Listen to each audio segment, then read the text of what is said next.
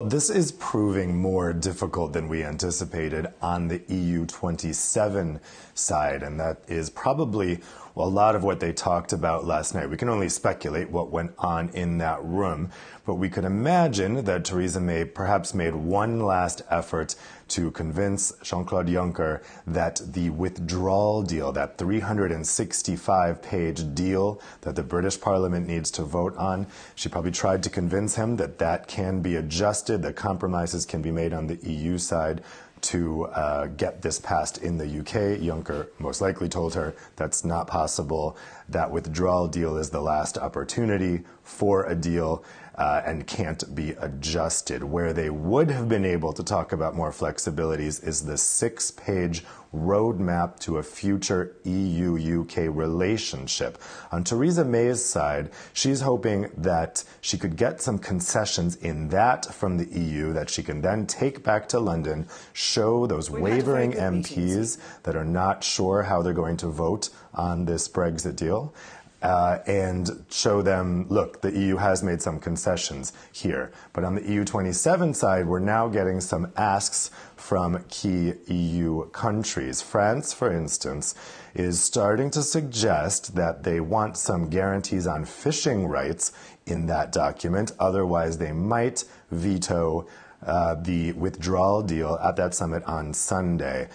Also, Spain is not happy about the language on Gibraltar in that document. Spain wants to make sure that the issue of Gibraltar, that's the British territory on the Iberian Peninsula that Spain does not recognize as a legitimately British territory, they want that issue settled separately, not as part of the EU-UK withdrawal or future relationship negotiations. And the Spanish Prime Minister, Pedro Sanchez, made clear yesterday that he's quite serious about that, even making a potential veto threat. I believe we have a clip of that statement.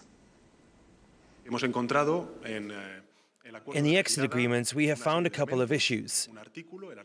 Article 184 questions the capacity that Spain has to negotiate with the United Kingdom on the future of Gibraltar, and that is not acceptable for the government of Spain. If this is not resolved before Sunday, a pro-European Spanish government will unfortunately have to vote no and exercise its veto capacity.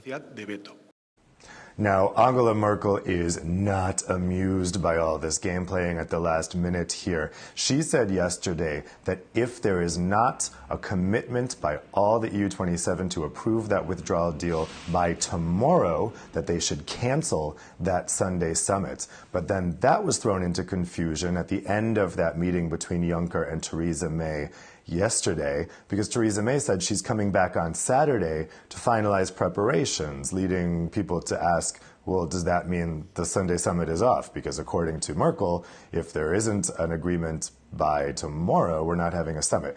On the UK side, they're telling us, no, summit is still on. EU saying summit is still on.